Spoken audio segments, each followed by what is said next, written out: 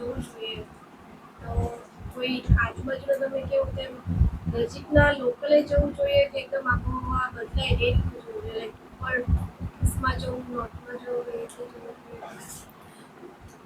બેનનો પ્રશ્ન ખૂબ સારો છે. ફરવા જવું જોઈએ એમ બધાય કહે છે, પણ ક્યાં જવું? આપણી નજીકમાં ડાંગ છે, ત્યાં જવું, મહાબળેશ્વર જવું, હિમાલય જવું, ક્યાં જવું એમ?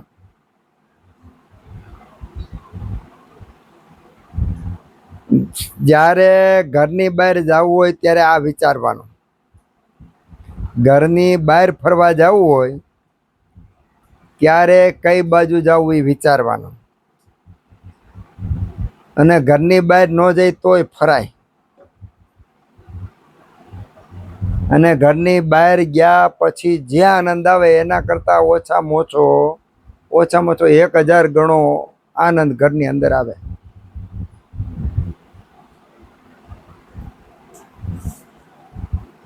આપણા ઘરની અંદર જ હિમાલય, આબુ,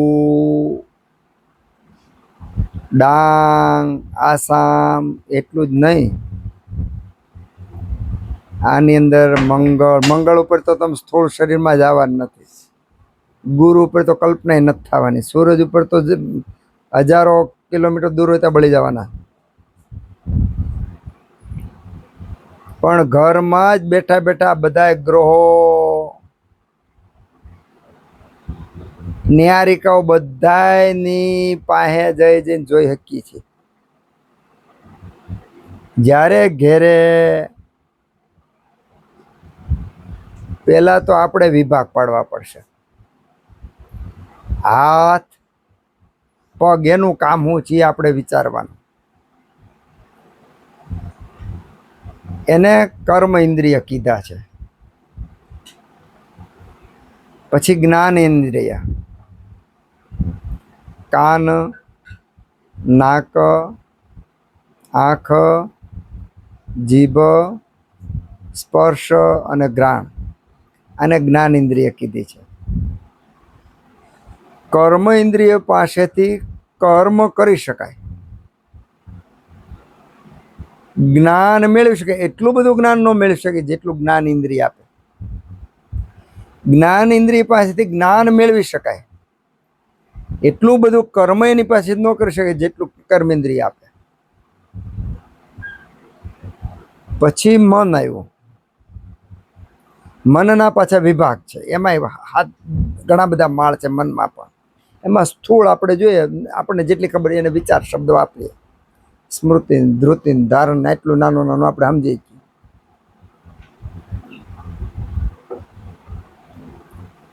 તો જે મન આપણે બહાર શું કામ જાય છે? ફ્રેશ થવા માટે, હળવા માટે જાય છે. જવું જ જોઈએ. બધી જગ્યાએ એનર્જી છે. વ્યક્તિઓમાં, સ્થળોમાં ખૂબ બધી એનર્જી પડી, એની માપવી જોઈએ. અને આપણું સંવેદના કેટલી છે ખબર પડે એટલા માટે પણ જવું જોઈએ. પણ જ્યારે આપણે ઘેરે છીએ તે ઘરે જે કર્મેન્દ્રિયો કામ કરતી હોય ત્યારે જ્ઞાનેન્દ્રિયોનું કામ અલગ હોય છે, મનનું કામ અલગ હોય છે. ત્રણેય પોતપોતાના કામ કરે તો આપણને સુખની ઉત્પત્તિ થાય. અત્યારે આપણને આપણા કામમાં સુખની ઉત્પત્તિ એટલે નથી થતી કે આપણી કર્મેન્દ્રિય, આપણી જ્ઞાનેન્દ્રિય અને આપણું મન એટલે કે વિચારો એ બધા એકબીજામાં પરોવાઈને કામ કરતા, હળતા મળતા ભેગા રહીને કામ કરતા નથી ને, એટલે કીચુડ થાય છે. જેવી રીતે પતિ પત્ની, બાળકો, મા બાપ બધા ભેગા રહેતા હોય તો સુખ ઉત્પન્ન થવું જોઈએ. 5 વ્યક્તિ ઘરમાં છે ને, એ 5 વ્યક્તિ જો પ્રેમથી રહેતા હોય ને, એને કોઈ દી બહાર ફરવા જવાની ઈચ્છા ન થાય. દેવ, મંદિર, ગુરુ ક્યાંય જવાની છે એટલું આનંદથી ધરબાઈ ગયેલું હોય ઘર નથી, એટલે બહાર ફાફા મારવા જવા પડે છે. શેરીમાં બધા સરખા નિયમો પાળતા નથી એટલે સુખ નથી, એટલે આપણે બીજે જવું પડે છે. આપણી બધાની વાત છે.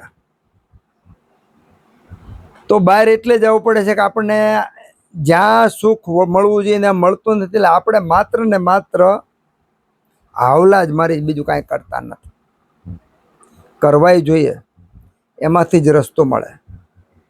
તો આપણો એ કર્મેન્દ્રિયો કામ કરતી હોય એ વખતે જ્ઞાનેન્દ્રિયો અને મન એ પણ જો પોતપોતાના અવ્યવસ્થિત અદ્ભુત કામ કરતા હોય તો તમે પલાઠી બેહી અને જે ધ્યાન કરો જે આનંદ આવે ને એના કરતાં 100 ગણો આનંદ મળ પ્રવૃત્તિ કરતી વખતે આવે, મૂત્ર પ્રવૃત્તિ કરતી વખતે આવે, ભોજન કરતી વખતે આવે, મા બાપ પત્ની વચ્ચે મિત્રો સાથે વાતો કરતા વખતે આવે, પુસ્તક વાંચતી વખતે આટલો અનંત ગણો આનંદ આપણને આવવો જોઈએ. એટલે નથી આવતો કે રેડિયોનું સ્ટેશન બરાબર મળતું નથી. રેડિયો તો છે, અંધુ બરાબર છે, પણ સ્ટેશન બરાબર મેળવતા આવડતું નથી.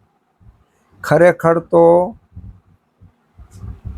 સુખી થવા માટે આપણે સુખી થવું હોય ને તો આપણા સુખને બદલે કોઈને દુઃખ મળતું નથી. સામાન્ય નિયમ એવો તમારે ઢગલો કરતા અહીંથી ખાડો કરીને ઢગલો કરવો પડે. પણ આ રમત એવી છે, સુખી થવું હોય તો કોઈને દુઃખ મળતું નથી. માત્ર સેટિંગ કરવાની જરૂર છે. જમતી વખતે આપણે જમીએ છીએ તો નથી જમતા. સ્થૂળ ઇન્દ્રિયને કામ કરે છે, પણ પછી સૂક્ષ્મ ઇન્દ્રિયો મનના વ્યાપારો બધા અલગ હોય છે. તો પહેલાં તો આપણે આમાં ઉતરવાનું પહેલી વસ્તુ દિવસ દરમિયાન જ્યારે આપણે એકલા હોય, કલાક 2 કલાક અડધી કલાકનો સમય હોય અથવા પથારીમાં સૂતા હોય ત્યારે આપણી કર્મેન્દ્રિય શાંત હોય છે. જ્ઞાન ઇન્દ્રિય થોડીક એક્ટિવ હોય છે, બાકી મન આપણી પાસે હોય છે. જો આનો ઉપયોગ કરતા આવડે તો એક એક ક્ષણ નું વર્ણન કરવા માટે આપણી પાસે કોઈ શબ્દ એટલો આનંદ આવે, એટલો આનંદ ભરેલો જ છે. આપણે દુઃખી આપણી પાસે રહેલી સંપત્તિનું જ્ઞાન ન હોવાને કારણે છે. આપણે દુઃખી આપણી પાસે રહેલી સંપત્તિનું જ્ઞાન હોવા છતાં એનો ઉપયોગ કેમ કરવો એ આવડતું નથી, એટલે દુઃખી છીએ. એટલે પેલા અંતરયાત્રા શબ્દ હું વારંવાર એટલે બોલું છું કે આપણે અંતરયાત્રા કરતા શીખવાનું, વાતો કરતા શીખવાની, ઉતા શીખવાનું, બેસતા શીખવાનું, વિચારતા શીખવાનું, નાતા શીખવાનું. ખાલી નાઈન બહાર આવો ને તા સિદ્ધિ મળી જાય એટલું અદ્ભુત વિજ્ઞાન નાવાનું છે, ખાવાનું છે. તો મારે ને તમારે આ બાબતમાં અંતર્મુખ થઈ અને સતત લાખો કિલોમીટર વગર પૈસે ઘરમાં આપણે આનંદ કરી શકીએ. ગ્રહો નક્ષત્રો નિહાળી કે જ્યાં જાવ ને મફત જાવ, કોઈ ખબર ન પડે, પાછા આવી આવો. ટિકિટ લેવી ન પડે, વિઝા ન લેવા પડે. એ યાત્રા ઉત્તમ છે, આ યાત્રા ઉત્તમ છે. અને નેક્સ્ટ આવ્યું બહાર કે એનર્જી મેળવવા માટે. તો જ્યાં સુધી આપણે મોબાઈલમાં બેટરીને ચાર્જ કરવી પડે ત્યાં સુધી આપણે ડિપેન્ડિંગ લાઈફ કહેવાય. ત્યાં સુધી આપણે કોઈ એવા પુરુષ પાસે જવું પડે, કોઈ પુસ્તકો વાંચવા પડે, કોઈ સ્થળે જવું પડે, ત્યાં સુધી આપણે ચાર્જિંગ થવા માટે જવું પડતું હોય છે.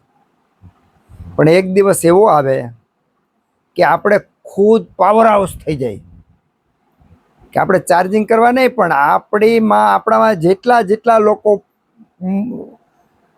નાખે એ બધા ચાર્જ થવા માંડે, પાવર હાઉસ થઈ જાય. તો આ અવસ્થા આવે, બધાની આવી શકે છે. પછી ડિપેન્ડિંગ લાઈફ ને પછી એક આખો એક એની વિચારધારા, રેણી કેણી, આ બધું એટલું બધું નિખાલસ ને બધું હોય એ પામી શકે. પણ આ જાણેલું હોય ને તો કામ આવે. એટલે યાત્રા વગર શક્ય જ નથી. માની લો કે હિમાલય જવા ન મળે તો અફસોસ કરવાની જરૂર નથી. અહીંયા હિમાલયની અંદર ખૂબ આટા મારી લેવાના.